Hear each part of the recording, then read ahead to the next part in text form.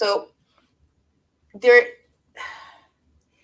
when there's a lot of AI tools that are hitting the market, which is what's happening right now. I mean, there's so many, and then there's a ton that like we don't even have relationships with or something like that. Like yesterday alone, I had 4 different I'm going to just call them out, useless nonfiction books. Those nonfiction books are a huge like thing for like the internet marketing crowd or whatever. Like, oh, make bunches of money, people following you, and have a nonfiction book. And they're teaching people to use AI to write kind of empty nonfiction books. There are still also some methodologies, some new things coming out there too that are like, here, use our program to write fiction for you, and they'll promise you that you can write a whole book. It's usually crap.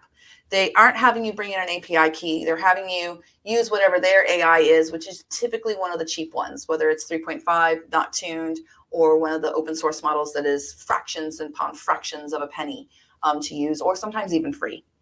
But they have like a really cool slick interface. It's just the actual writing is just blah. On top of that, you take time to learn all these different programs and everything like that, and they're all slightly different. How many words they allow you to have for characters, how many words they allow you to have for your outline. We don't believe in any of that at the Future Fiction Academy. We're like, no. So Rexy, when I designed it with our developer, Joseph, it was like the top requirement I had was that authors can go in there and they can design a prompt however they want to. I'm not going to tell them that they have to use XYZ outline formatting. Bring your own outline formatting.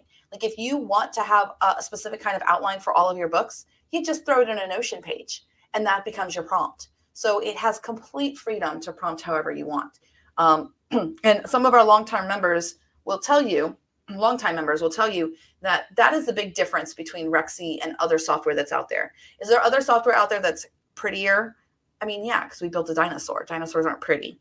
That, it looks really slick and they figure out how to use it. Yes. But Rexy, as far as being a workhorse or a work dino and just getting massive amounts of words on the page, plus giving you full customization, there really isn't a tool like that out there on the market. And that allows you to just do a whole bunch of different iterations and different models and things like that. So that's my opinionated stance on AI writing software. I think there should be nothing between the creative and the LLM in terms of what prompting is there. That's the other thing that some of these software companies are doing.